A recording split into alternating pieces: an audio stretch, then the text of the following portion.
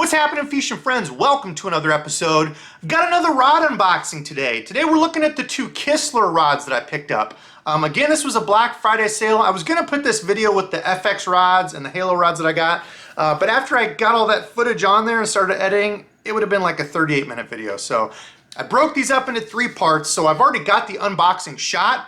Gonna take a look at them. Kistler rods, rods I've heard a lot about. They had a great Black Friday sale going on, 40% off when you spend a certain amount.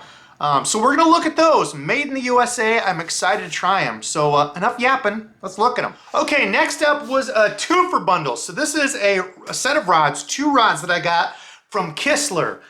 Generally rods that have been out of my price range. Some of their less expensive models I've looked at. I've just never pulled the trigger. I've had a lot of questions on this, but it's a little bit more expensive of a deal. But this one, same cardboard tube, good solid tube, the plastic cap, and this one was actually stapled on, so I took those off. Cap fits really tight, but same plastic cap, looks to be the exact same rod tube, came in perfect condition.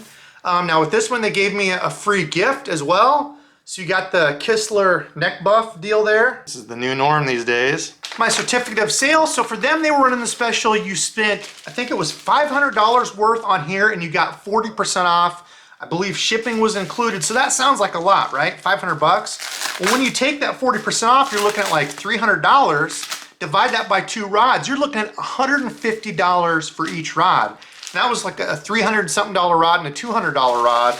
That's a pretty darn good deal. Okay, so this is the Kistler Argon. This is the 7'3" heavy. They call it for thick cover, 3/8 ounce to 2 ounce, 17 to 25 pound line. It's a pretty stiff rod overall, but you think for heavy up to 2 ounces, it would be an absolute broomstick. I've got a less expensive rod I picked up, and it's like to 1.5 ounces, and it's a broomstick. This doesn't feel bad. It weighs a little bit more than that FX Custom, but again, it's a heavy. It's a 7'3", did I say? Yeah, 7'3" heavy, so it's a little bit longer, and it's a heavier power, so it's gonna be a little bit beefier. As you can see there, just the rod itself, the balance point is out here. Okay, a little bit farther, but again, I don't have a reel on here. Feels good in hand. It's got the Fuji. You can see there, it's got the nice Fuji reel seat on it. That feels good in hand.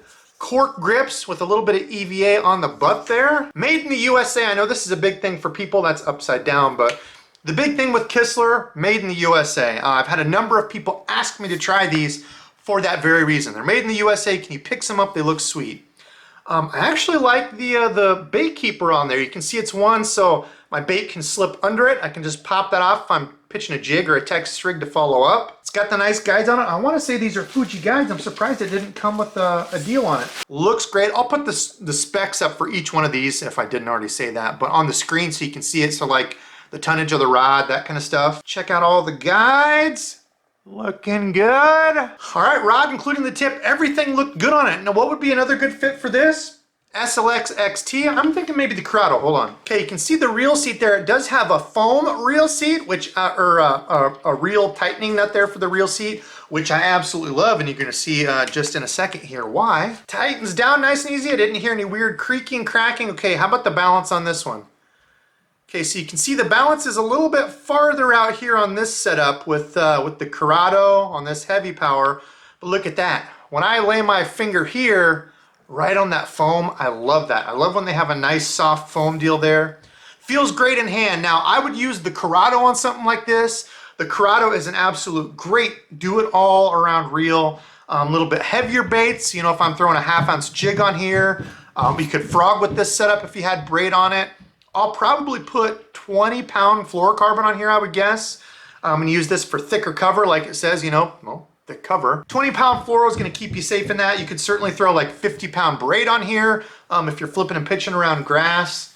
The combo feels good in hand. Like I said, definitely, you can tell that it's definitely heavier than that FX Custom, but feels good. The action of it looks nice and good. Like I said, that's an important thing for me is when I get a heavy where I'm going to be throwing jigs, you know, a little bit heavier Texas rigs, I don't want it to be a meat stick. I don't want it to be so heavy and so stiff that I can't use it. You know, sometimes if you're flipping and pitching, having a little bit of tip, you know, that little extra tip flex is gonna give you accuracy. If that rod is 100% stiff, you're not going to be as accurate with it, in my opinion. So it's a 7'3".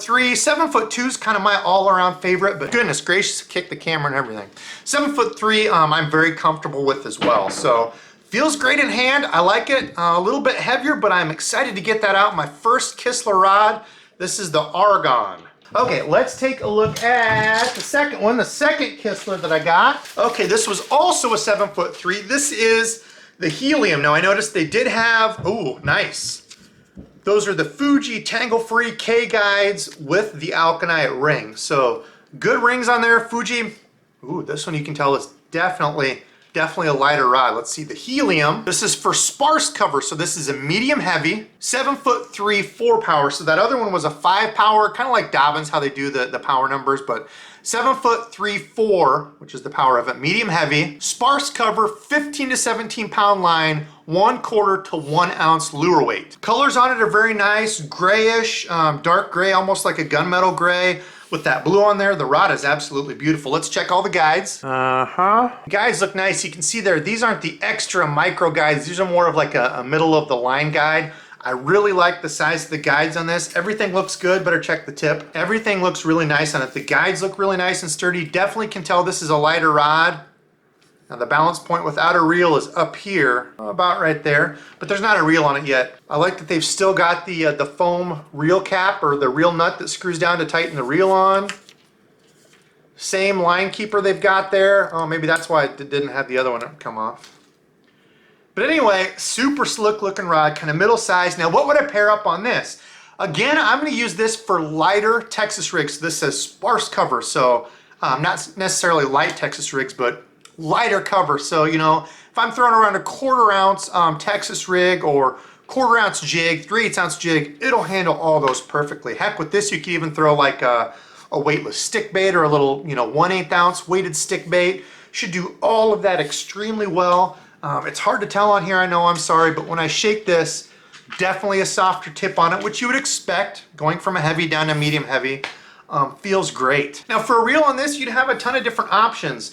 I'm not going super heavy. I'm not throwing super huge lures. If you're doing that, if you're throwing real big lures, you know, especially once you start getting up over an ounce, I would highly suggest looking at a reel that has an aluminum frame and aluminum side plates. It's going to help with that torque and flex when you're winding and using the handle. The reel will last a lot longer. Something like this, I would at least go with an aluminum body. So an aluminum frame, something like that. Even if you have graphite side plates, I've still had good luck with those holding up.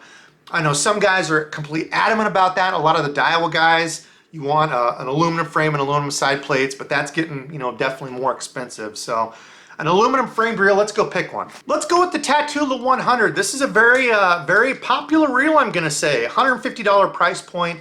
A lot of people, real big fan of this. You can see there it does have the T-wing system in front. Falls down when you're gonna cast. It's supposed to help with casting distance.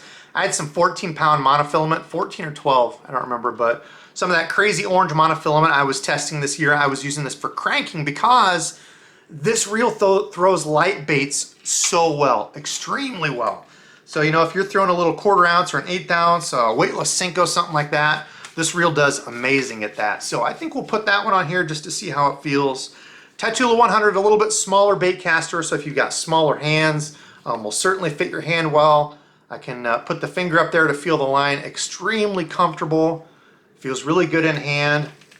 I like that a lot. The rod feels really good in hand. Okay, let's look at the balance with the Tatula 100 on here. So you can see again, the balance point is out a little bit more. Now to me, that's not a bad thing. When I'm working something where I want the tip down, that's fine.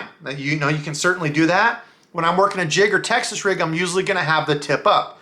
So it's just something to keep in mind. You know, it is gonna be a little bit tip heavy, so that tip's gonna wanna tip down. But I mean, the rod feels good in hand.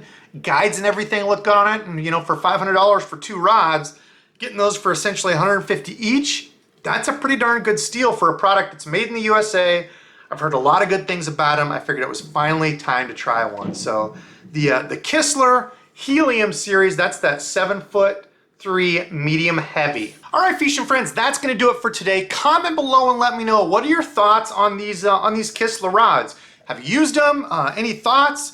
I'm excited to try them out. I've heard a lot of good stuff. But if there's a different rod that you're really wanting to see, I've got some budget stuff coming soon. I know, like a lot of you out there, budget stuff is just as good as, you know, some of the expensive stuff. So comment below and let me know your thoughts on these and other rods that you want to see. I've got a couple. But anyway, today's subscribed fishing friend is Mario Chavez Fishing. Sir, thank you for watching and commenting. I appreciate that. And thank you everybody else so much for continuing to watch and support. It really does mean a lot to me. I've got a bunch of stuff coming, a few more reviews, hopefully gonna be out on the ice soon. That's gonna be iced over crazy. Some stuff from subscribers I've got to unbox. Got some really cool stuff I'm excited to show. So I'm gonna be doing some painting today, all kinds of stuff. But enough yapping. I appreciate you all so much. Thanks for watching, and until next time.